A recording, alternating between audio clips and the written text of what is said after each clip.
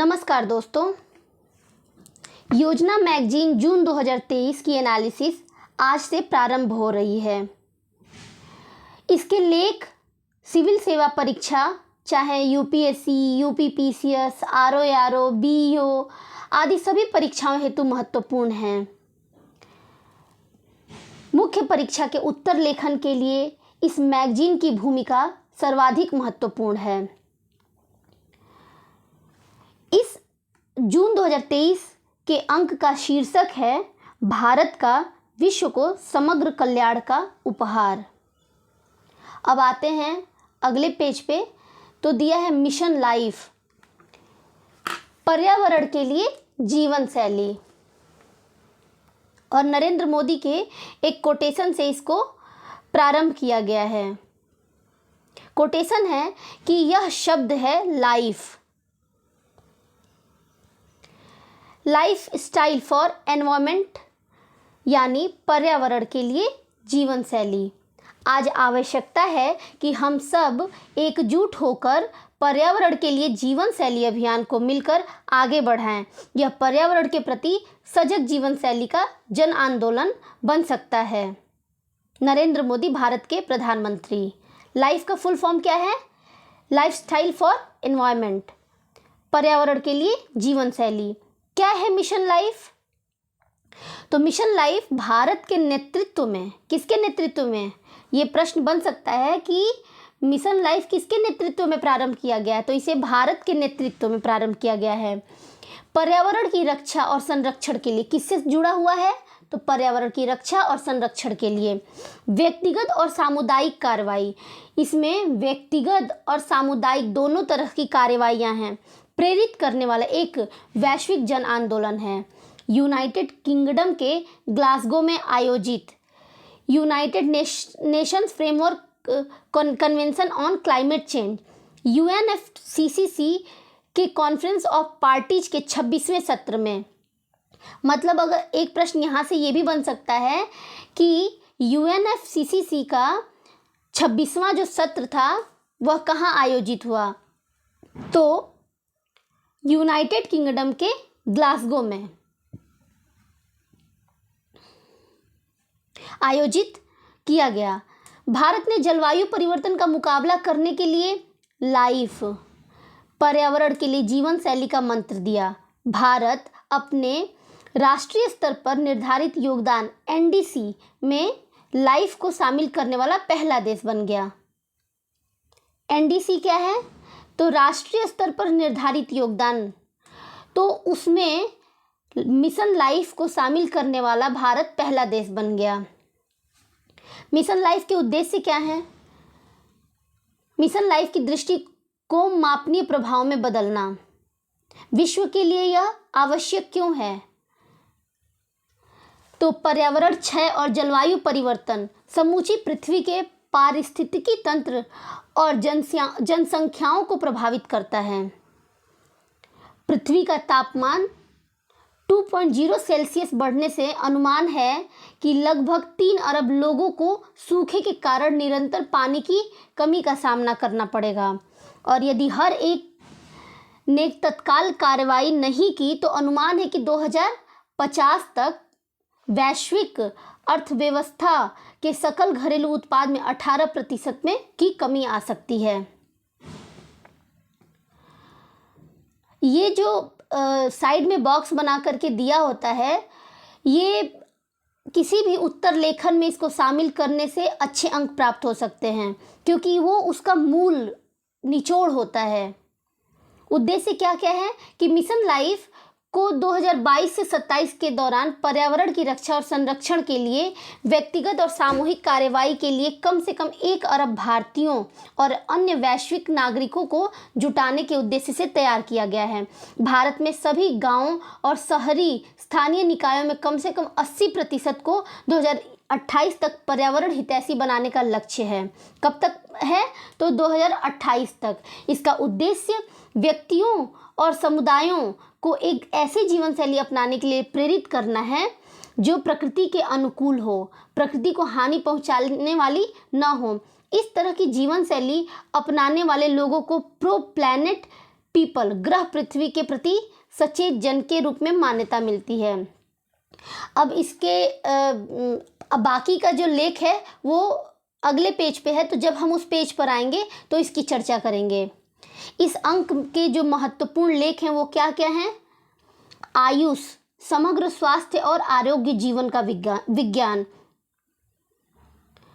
वैश्विक कल्याण के लिए योग, क्या आप जानते हैं मिशन लाइफ, पर्यावरण के लिए जीवन शैली, स्वास्थ्य और कल्याण की प्रेरक कहानियों के अंतर्गत मेरे प्रिय साथी नागरिकों, और विकास पथ के अंतर्गत G20 में समग्र स्वास्थ्य पर विचार विमर्श, खुले, सुरक्षित, विश्वसनीय और जवाबदेह इंटरनेट की ओर।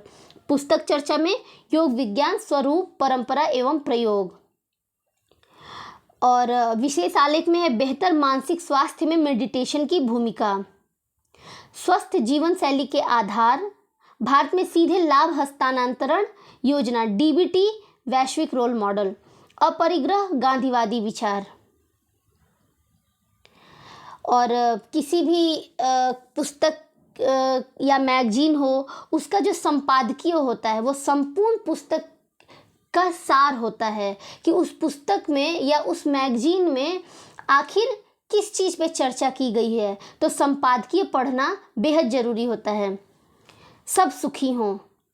ओम सर्वे भवन्तु सुखिनः, सर्वे सन्तु निरामयाः, सर्वे भद्राणि पश्यन्तु, मा कश्चित् दुःख भाग् भवेत्, सर्वे भवन्तु निरामयाः। ओम शांति शांति शांति। इसका अर्थ है सब सुखी हों, सब रोग मुक्त रहें, सबका जीवन मंगलमय हो और कोई भी दुख का भागी न बने। ओम शांति शांति शांति। कल्याण का अर्थ संपूर्ण शारीरिक, मानसिक और आध्यात्मिक स्वास्थ्य और आरोग्य है। हमें पोषण देने वाला आहार, स्वस्थ रखने वाली योग और अन्य शारीरिक गतिविधियां तथा आवश्यकता पड़ने पर ली गई औषधियां कल्याण के शारीरिक पहलू से संबंधित हैं। हम मानसिक स्वास्थ्य के लिए पठन, लेखन और प्राणायाम जैसी गतिविधियों का सहारा लेते हैं। किसका? पठन, लेखन और प्राणायाम। ये गतिविधियां हमारे मस्तिष्क को चुनौती देकर उसे सक्रिय रखती हैं। संपूर्ण जीवन शैली का केंद्र आध्यात्मिक आरोग्य हो सकता है। इसके लिए हम ध्यान, जप और साधना जैसे सतत अभ्यासों और तरीकों का सहारा लेते हैं। विभिन्न मत, विचार और दृष्टिकोण व्यक्ति और व्यापक समाज के संपूर्ण स्वास्थ्य और कल्याण के लिए ऊपर वर्णित स्तंभों में से किसी एक या सभी का पोषण करते हैं। मानव को महत्वपूर्ण ऊर्जा या प्राण प्रदान करने में हमारे और प्रकृति के बीच नाजुक संतुलन भी अभिन्न भूमिका अदा करता है। भारत संपूर्ण विश्व को ज्ञान का यह विपुल भंडार और उपचार के विभिन्न तरीकों का विशाल संसाधन प्रदान कर सकता है। रोगों, टकरावों और अराजकता से पीड़ित इस दुनिया में लोग भौगोलिक सीमाओं और क्षेत्रीय दायरों से बाहर निकलकर कहाँ जा रहे हैं? तो प्राचीन भारतीय चिकित्सा पद्धतियों और साधना के तरीकों को अपना रहे हैं। ज्ञान और प्रथाओं के इस निर्बाध प्रवाह से दुनिया भर में लाखों लोगों को सहायता मिल रही है। अंतर्राष्ट्रीय योग दिवस, ये भी महत्वपूर्ण है। पूछ सकता है कि इस वर्ष की थीम क्या थी? का वार्षिक समारोह 2023 को अंतर्राष्ट्रीय मोटे अनाज वर्ष के रूप में मनाया जाना और मिशन लाइफ, पर्यावरण के अनुकूल जीवन शैली की भूमिका को मान्यता मिलना हम पर दुनिया के विश्वास की पुष्टि करता है। इन सब की प्रासंगिकता उस वर्ष में ज़्यादा हो जाती है जब G20 देशों के प्रतिनिधि भारत के विभिन्न हिस्सों की यात्रा कर इसकी विरासत और योगदान के बारे में अपनी जानकारियां बढ़ा रहे हैं। मौजूदा समय में भारत समेकित औषधि और स्वास्थ्य अनुसंधान पर ध्यान केंद्रित कर रहा है।